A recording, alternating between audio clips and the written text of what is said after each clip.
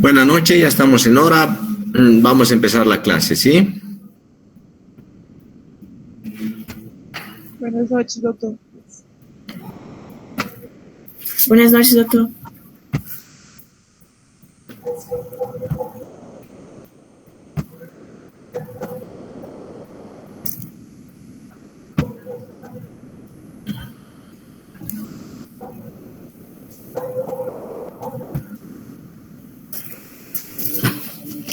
Bien, el tema que nos toca ver ahora es hemorragia digestiva alta.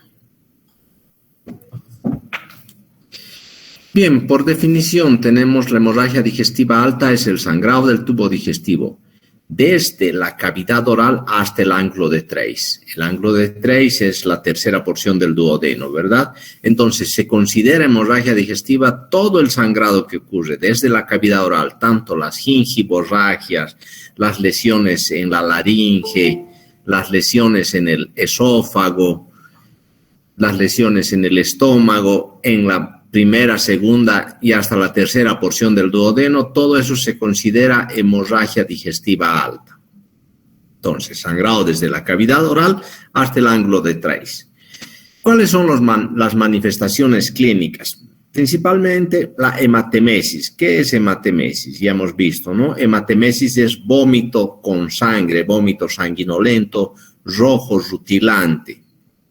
Después también tenemos las deposiciones melénicas. La deposición melénica es sangre digerida que ha sufrido todo el proceso de la digestión y sale por el orificio anal y tiene características, es de color negro, es pegajoso y es muy maloliente. Entonces, esas son las deposiciones melénicas.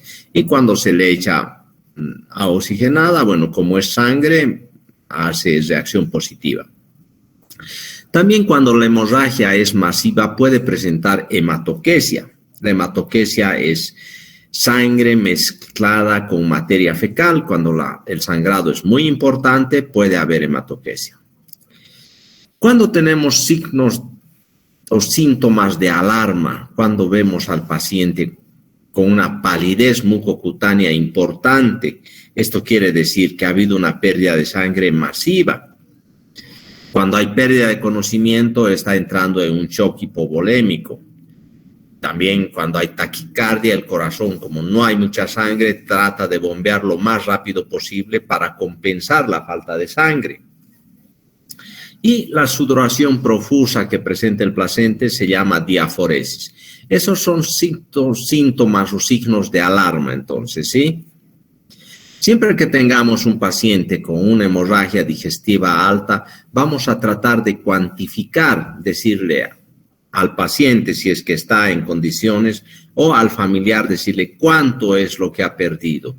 Si ha sido un vómito, si ha sido 2 vómitos, tratar de cuantificar en términos que ellos puedan entender. Medir en, por decir, un vaso o un plato lleno, una cosa así, ¿sí? Y revisar bien al paciente. Cuántas veces ha tenido el episodio de sangrado, si ha tenido deposiciones melénicas, desde hace qué tiempo está con deposiciones melénicas, cuántas veces ha presentado, lo mismo que la hematoquesia. Bien. La hemorragia digestiva alta se divide en 2, la que es de causa varicial por varices esofágicas y la que es de causa no varicial. Entonces, ahora vamos a ver causas de hemorragia digestiva alta no varicial. Esto es, la principal causa es la enfermedad ulceropéptica, las úlceras gástricas y duodenales que ya hemos visto, ¿verdad? Esa es la principal causa. También puede haber gastritis, por AINES, por estrés, por alcohol, como ya vimos en el tema de gastritis. También puede haber una gastropatía hipertensiva que se da generalmente en los pacientes que tienen hipertensión portal. También es causa de sangrado. Los desgarros de Mallory-Weiss. Los desgarros de Mallory-Weiss ocurren cuando los pacientes vomitan. Esto se da por aumento de la presión a nivel de la cavidad gástrica. Este aumento de la presión y la propulsión hacia el esófago, como tenemos en el esófago el esfínter esofágico inferior, al haber ese aumento de la presión que intenta deshacerse de ese contenido gástrico hacia el esófago, va a producirse el desgarro, ¿sí? Es por aumento de una presión. Es un desgarro, se llama de Mallory-West, que generalmente se produce en personas que vomitan. La esofagitis, las úlceras esofágicas, generalmente estas úlceras esofágicas son por citomegalovirus, por cuerpos extraños o por alguna lesión causada por cáusticos o por álcalis. No es muy común las úlceras esofágicas, ¿verdad?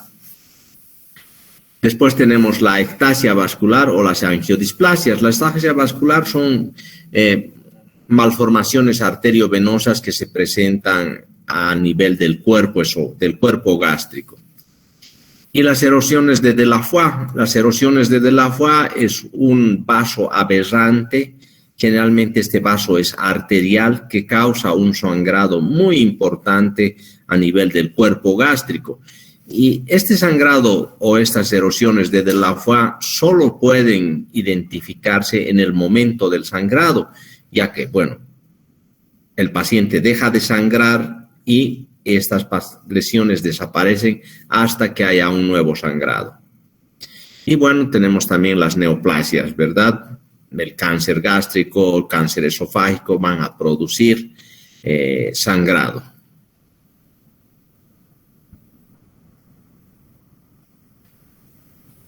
Bueno, la otra causa de la hemorragia digestiva alta son las varices, ¿sí?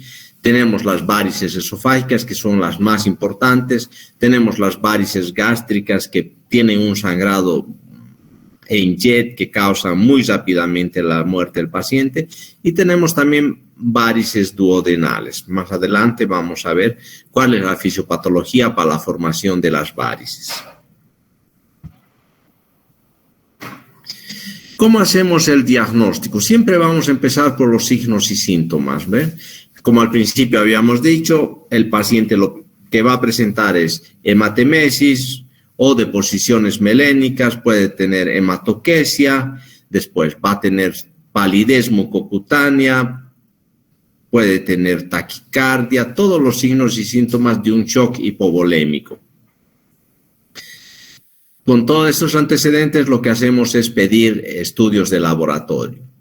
Pedimos un estudio de laboratorio. ¿Qué vamos a encontrar? En el laboratorio vamos a encontrar, inicialmente, cuando el paciente ha tenido una hemorragia inicial, puede ser que el laboratorio no demuestre gran pérdida de sangre porque el paciente todavía está hemoconcentrado. Después de las 6 a 12 horas ya recién se va a ver un cambio significativo en el laboratorio. O sea, va a tener una anemia bastante marcada, una disminución del hematocrito y la hemoglobina, y cuando esto es agudo va a ser normocítico y normocrónico. En cambio, cuando el sangrado es de larga data va a ser microcítico y hipocrómico, ¿verdad?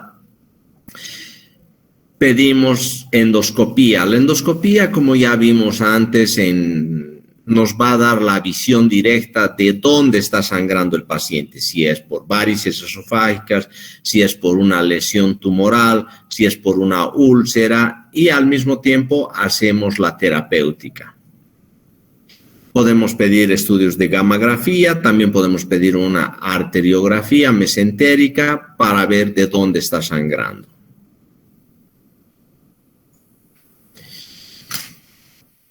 Vamos a ver la fisiopatología de la hemorragia digestiva alta no varicial.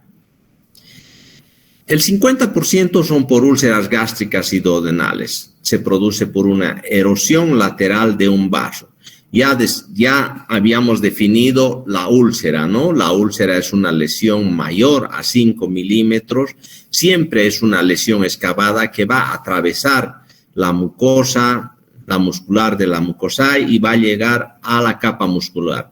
Ahí va a erosionar un vaso, erosiona un vaso y se va a producir la hemorragia. Esto ya lo hemos visto bastante en el síndrome ulceropéptico, todo. ¿Cuándo se produce sangrado cuando el sangrado es varicial? Cuando el sangrado es por varices esofágicas o varices gástricas, siempre es secundaria a la hipertensión portal. La vena porta va a estar más de 10 miligramos para que se produzca la rotura de las varices esofágicas y gástricas. Para la formación de las varices, la presión tiene que estar por encima de 10 milímetros de mercurio. Y para que se rompan las varices, tiene que estar por encima de 6 milímetros de mercurio, ¿verdad? Entonces, la hipertensión portal es la causante de la rotura de las varices gástricas y esofágicas. Esta es la clasificación de Forres que siempre piden para estadificar la hemorragia digestiva alta no varicial, que eso es generalmente por úlceras gástricas o duodenales. La 1A es una hemorragia en chorro. La sangre está saliendo en chorro como de una pileta, ¿no? La 1B es hemorragia con un babeo hemático. Hay un babeo hemático constante. La 2A es un vaso visible no sangrante. La 2B es un coágulo adherido. Esto quiere decir que ya ha cedido el sangrado. La 2C es solamente una mancha hemática. Y la 3 no tiene signos de sangrado, simplemente tenemos la úlcera cubierta con fibrina, ¿sí? Esta clasificación de Forres nos sirve para hacer la terapéutica. En la 1A, cuando tenemos una hemorragia en chorro, podemos aplicar tanto un hemoclips o podemos aplicar argón plasma o podemos aplicar cualquier sustancia esclerosante, ¿sí? Adrenalina al 10% o si no el polidocanol. Cuando tenemos lo mismo hacemos en la 1B, en la hemorragia que está babeando. En la 1A también vaso visible, tenemos que hacer la esclerosis. Cuando ya tenemos el coágulo adherido, si es que no es muy grande, podemos o no hacer la terapéutica, ¿sí? Podemos dejar porque ya hay un coágulo adherido ahí, eso significa que ya no está sangrando. Cuando hay una mancha hemática tampoco, y cuando solo hay estigmas de sangrado, o sea, no hay estigmas de sangrado reciente, ¿no? Ya está con fibrina la úlcera, ya solamente miramos.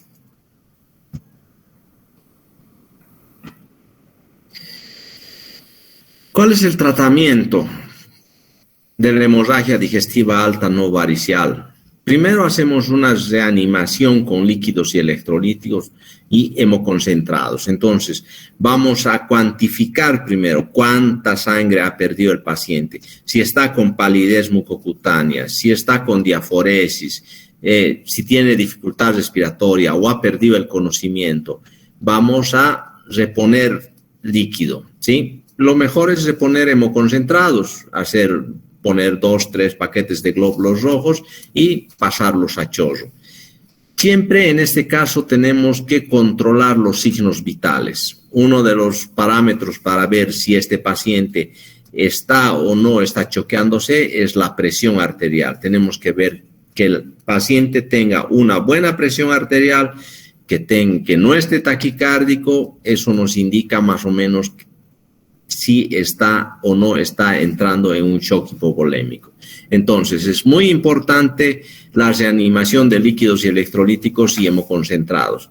Muchas veces vemos en la guardia de diferentes instituciones que lo primero que piden es endoscopía y que pare el sangrado, y el paciente se está choqueando.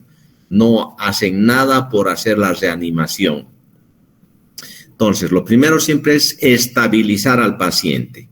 ¿Qué es lo que ha perdido? Sangre. ¿Qué vamos a reponer? Vamos a reponer sangre. Si no tenemos sangre o el banco de sangre está muy lejos de la institución donde estamos, podemos poner cristaloides, podemos poner zinc lactato o podemos poner también las gelatinas. Podemos poner Hemacel, Gelafundin, Dextran. Hay muchas maneras de tenemos varias armas o varios elementos que podemos utilizar para hacer la reanimación del paciente, ¿sí? Bien, después de eso, pedimos la endoscopía, podemos ver también dónde está la lesión y hacer la escleroterapia con adrenalina 1 en 10.000. Podemos aplicar argón plasma, podemos aplicar el láser Young, aplicamos clip hemostáticos y también hacemos el tratamiento farmacológico. Utilizamos inhibidor de la bomba de protones, 40-80 miligramos día, ¿sí? También podemos utilizar en infusión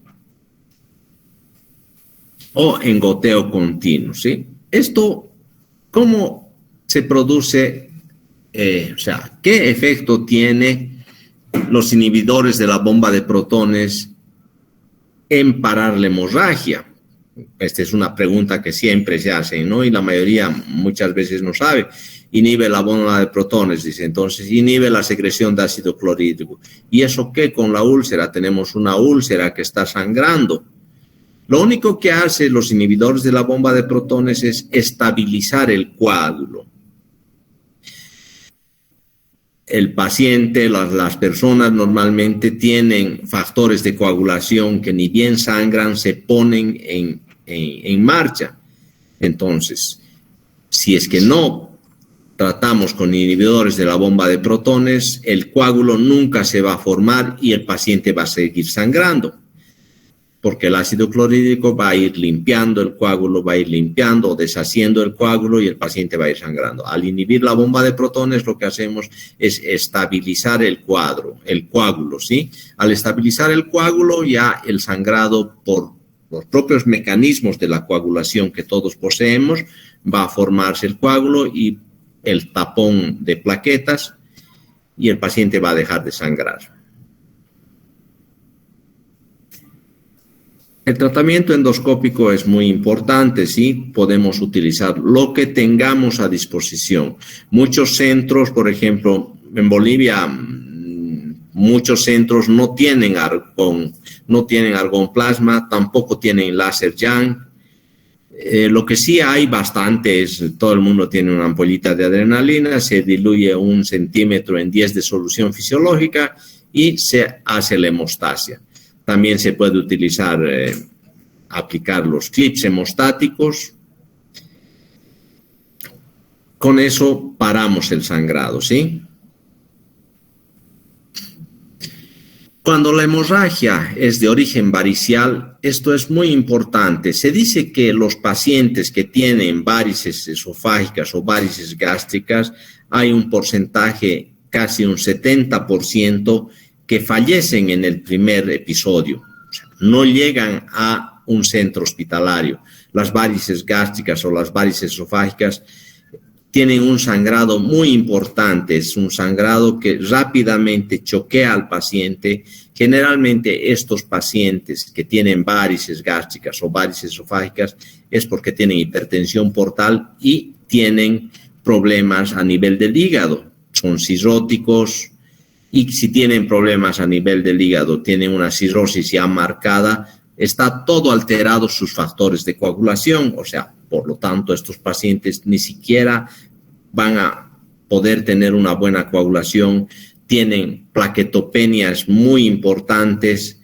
Entonces, el sangrado va a ser muy profuso, muy importante y, como les digo, 70-80% de los pacientes con varices, con hemorragia digestiva alta de causa varicial, mueren en el primer episodio. No llegan a un centro médico o si llegan muy tarde, ¿sí? No todos los centros médicos cuentan con tratamiento endoscópico, no todos tienen endoscopía disponible las 24 horas. Lo que sí se puede hacer es hacer tratamiento farmacológico, ¿sí? Utilizamos octreotide o si no el derivado del octreotide, la somatostatina. Podemos utilizar 25 miligramos por 48 horas. Con esto el sangrado cede y también podemos utilizar en una primera instancia, no, pero después podemos utilizar beta bloqueantes. Los beta bloqueantes van a disminuir la presión a nivel portal y eso va a disminuir también el sangrado, ¿sí? El tratamiento endoscópico consiste en hacer escleroterapia de las varices. Podemos utilizar el polidocanol. Si no tenemos polidocanol, podemos utilizar también alcohol absoluto. Es el alcohol que venden al 100%, ¿no? Al 99%. Después hacemos la ligadura con las bandas de caucho.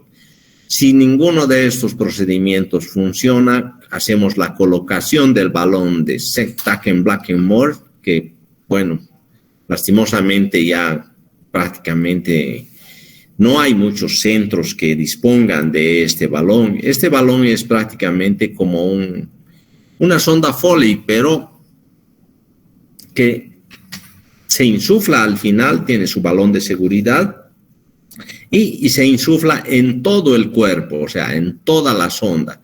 Esto va a hacer una compresión de las varices esofágicas, con lo cual para el sangrado, y esto simplemente nos da tiempo a que podamos al paciente trasladarlo a un centro de mayor complejidad o poder conseguir alguna terapéutica que no tengamos, ¿sí? Y por último, si no tenemos nada, pues hacemos tratamiento quirúrgico.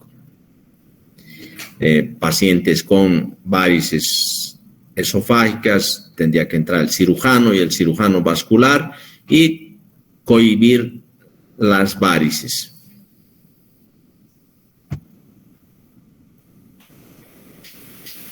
¿Cuáles son las complicaciones de la hemorragia digestiva alta? Bueno, si las úlceras no se esclerosan, va a haber una anemia severa, el paciente puede entrar en shock hipovolémico y puede fallecer. Raramente hay la perforación. Antes, en la época pre-IBPs, era muy común hablar de perforación de las úlceras gástricas duodenales y esto terminaba siempre en quirófano, ¿sí? Siempre el tratamiento quirúrgico. Pero bueno, desde el advenimiento de los IBPs ya prácticamente todas las úlceras gástricas y duodenales se hacen tratamiento endoscópico como tratamiento farmacológico. ¿Alguien quería preguntar algo? Bueno, si el sangrado es muy profuso, vamos a tener seguramente una anemia severa. Todo esto podemos revertir. Pero si no hacemos tratamiento, el paciente entra en shock hipovolémico y fallece. Entonces, una de las complicaciones mayores es el shock hipovolémico y la muerte del paciente. Las hemorragias digestivas altas, principalmente la hemorragia digestiva alta de causa varicial, tienen un alto porcentaje de letalidad. Las personas, como les dije, muchos mueren en el primer episodio del sangrado. No llegan a un centro médico. ¿Alguna duda, pregunta hasta acá? No, doctor. Bien, acá tenemos lo que les decía, el sangrado en jet, ¿verdad? Tenemos una úlcera que ven acá, un chorro de sangre que está saliendo. En este momento, esta es una visión endoscópica. Lo que hacemos es aplicar un clip hemostático. Agarramos y clipeamos esto y evitamos el sangrado. Podemos hacer, se indica no hacer un tratamiento combinado, tanto colocar un clip hemostático como también podemos utilizar adrenalina o utilizar argón plasma. Mejor si utilizamos dos tratamientos para cohibir la hemorragia. Acá tenemos la visión endoscópica de la ligadura de las varices esofágicas. Estos globitos que se ven son las ligaduras, o sea, son las varices que ya han sido ligadas, ¿sí? Este procedimiento también es endoscópico. Hay muchas complicaciones. Muchas veces al estar ligando las varices esofágicas se rompe una varices y empieza a sangrar. El sangrado es profuso. O sea, tienes que también tener una otra opción, no solo la ligadura. Poder hacer la escleroterapia, porque si no, los pacientes fallecen. Acá tenemos una ligadura de una varices esofágica muy bonita, sin sangrado, todo limpio. Se pone la liga, se dispara la liga acá y esto en el transcurso de 15 días va a producir una necrosis de la base de la varices, con lo cual esto se va a caer y esto va a quedar convertido en una pequeña úlcera. Las ligaduras de las varices esofágicas se realizan hasta erradicar las varices, o sea, podemos hacer 1, 2, 3, 4 sesiones cada 15 días hasta terminar con todas las varices esofágicas. Eso nos garantiza que no vamos a tener sangrado.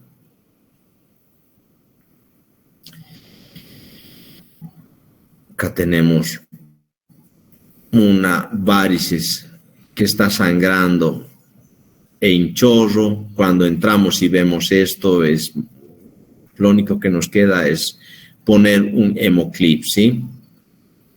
Esta es una imagen de una ecoendoscopía donde han aplicado power angio a una varices gástrica porque no la han podido ubicar bien, no han podido ubicar bien el lugar para hacer la esclerosis. Por lo tanto, han utilizado este método, la ecoendoscopía, donde tiene un dispositivo que se llama Power Angio, donde nos identifica los vasos y vemos una lesión, una varices gástrica bastante grande. Bien. ¿Alguna duda, pregunta de hemorragia digestiva alta? No, pues, por ahora no. Muy bien, está todo muy claro. Bien, vamos a ver entonces la hemorragia digestiva baja, ¿sí? Por definición, entonces, sería el sangrado del tubo digestivo desde el ángulo de Treis hasta el orificio anal. Las causas de la hemorragia digestiva son múltiples, ¿sí? La enfermedad diverticular del colon, las angiodisplasias, las hemorroides, la fisura anal, las enfermedades inflamatorias intestinales, la colitis isquémica, el divertículo de Meckel, las úlceras rectales solitarias, la colitis infecciosa y las neoplasias. Bien, los divertículos son lesiones que se forman en el intestino, son lesiones saculares, o sea, son como bolsitas que se forman, generalmente se forman en pacientes que son constipados. Los divertículos pueden sangrar, pueden infectarse y lo peor que puede pasar, pueden perforarse. La enfermedad diverticular del colon es muy frecuente en personas de la tercera edad. Es una causa frecuente de hemorragia digestiva baja, generalmente en personas de la tercera edad. Las angiodisplasias son enfermedades, son alteraciones vasculares que pueden estar en todo el tubo digestivo y pueden sangrar, ¿sí? Las hemorroides es lo más común que hay. El plexo hemorroidal perianal, por el esfuerzo de la defecación, se da en personas que generalmente son constipadas, o esto generalmente se da en pacientes multíparas que han estado haciendo mucho esfuerzo en el momento del parto y eso ha causado que se dilaten las venas hemorroidales y esto causa que en algún momento cuando el paciente hace algún tipo de esfuerzo defecatorio muy profuso, muy intenso, estas hemorroides revientan y hay sangrado, ¿sí? Las fisuras anales se producen lo mismo en personas que son constipadas crónicas o alguna vez han consumido alguna pepa de algún alimento que les ha producido alguna lesión en el canal anal. Las enfermedades inflamatorias, como es la colitis ulcerosa y la enfermedad de Crohn, que más adelante vamos a ver, producen úlceras y producen un sangrado importante, tanto que puede causar no solo una anemia importante, sino también perforación intestinal o la muerte del paciente, ¿sí? La colitis isquémica, que esta entidad se da generalmente en personas de la tercera edad. Esto se da por trombosis de la arteria mesentérica, se produce trombosis de la arteria mesentérica en alguna de sus ramas y toda la rama que se ha trombosado, el segmento del intestino que esté trombosado va a producir inicialmente una hemorragia, después se va a perforar y, bueno, va a entrar en sepsis el paciente. El divertículo de Meckel. El divertículo de Meckel es una malformación congénita que está en el tercio distal del ilio. Generalmente esto llega a producir un sangrado, no es muy común, es difícil de diagnosticar porque está en el intestino delgado. Generalmente esto se hace, es un hallazgo cuando no tenemos ningún lugar de sangrado o porque también el divertículo de Meckel se puede infectar y puede simular una pseudoapendicitis. Entonces los cirujanos entran y, como les digo, es un hallazgo quirúrgico, ¿sí? La úlcera rectal solitaria, especialmente en pacientes que están internados o están con alimentación parenteral o enteral, como dijimos antes, todo el tubo digestivo es una cavidad virtual, está todo pegado con todo, ¿verdad?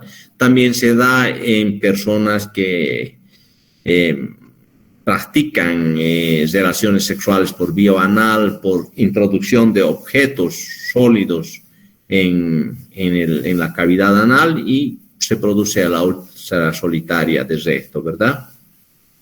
La colitis infecciosa, que es muy frecuente en personas que van al trópico o no están acostumbradas generalmente se da en personas que visitan lugares con infecciones endémicas, ¿no? Esto puede producir unas úlceras a nivel del colon y esas úlceras sangrar. Y por último, las neoplasias.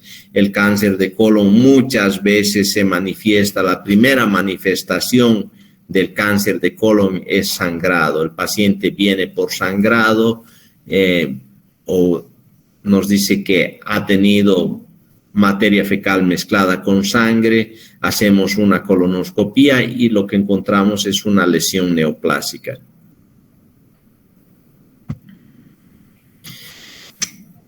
¿Cómo hacemos diagnóstico? No tiene muchos signos y síntomas, ¿sí? El paciente puede tener proctorragia, que es, como les dije, a sangre mezclada con materia fecal, o puede tener hematoquesia, directamente sangrado rojo rutilante por el orificio anal. Podemos pedir radiografías contrastadas, generalmente si tenemos la sospecha de una enfermedad diverticular o alguna enfermedad inflamatoria, podemos pedir un colon por enema doble contraste.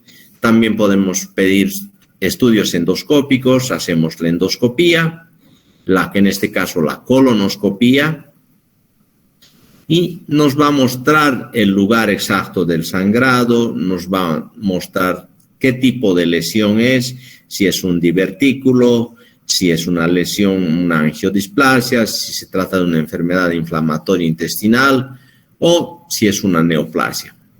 También podemos pedir una tomografía que nos va a dar imágenes sugestivas de algún tipo de lesión.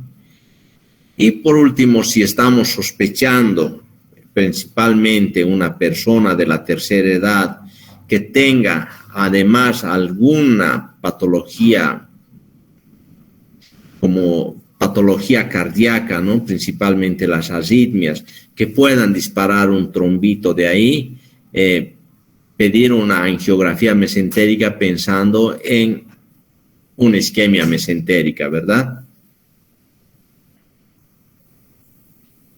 El tratamiento siempre va a ser tratar la causa.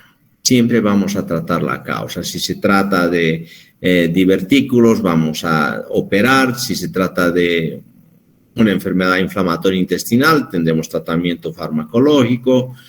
Si se trata de hemorroides, vemos tratamiento farmacológico o tratamiento quirúrgico. Siempre tratar la causa. La mayoría de las hemorragias digestivas bajas se resuelven de forma quirúrgica.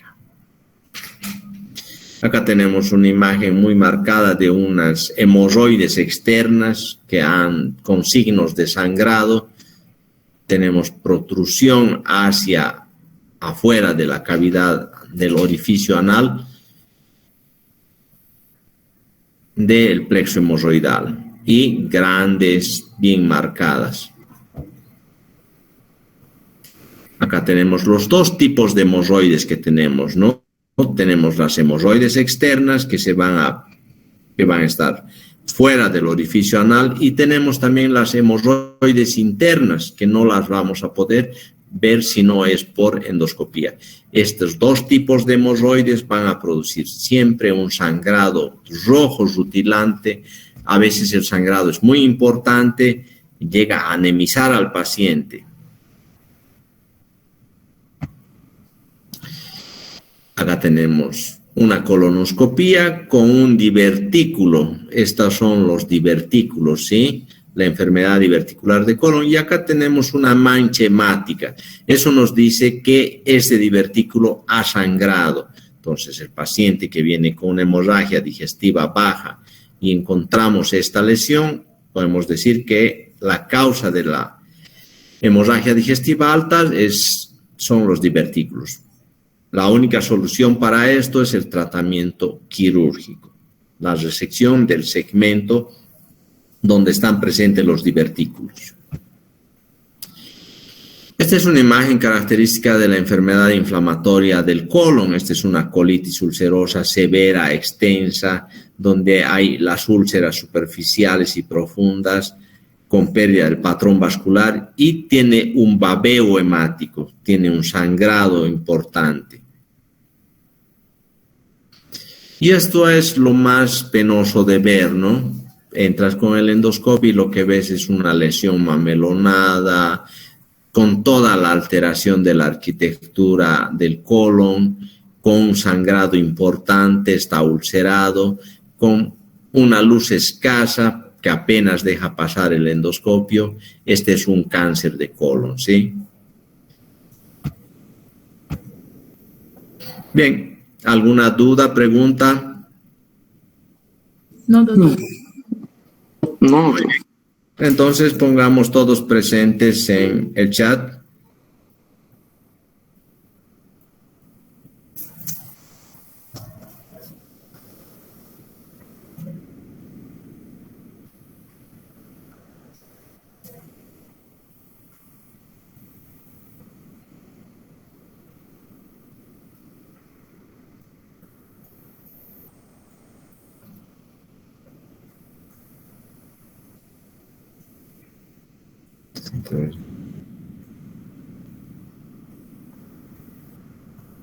Ok, Doc. Buenas noches, doctor. Gracias. Bueno, buenas noches. Entonces, con hoy terminamos la clase. Hasta luego, doctor. Buenas noches, que tengas un buen día. Buen final de noche. Gracias. Gracias, doctor. Buenas noches. Buenas noches, doctor.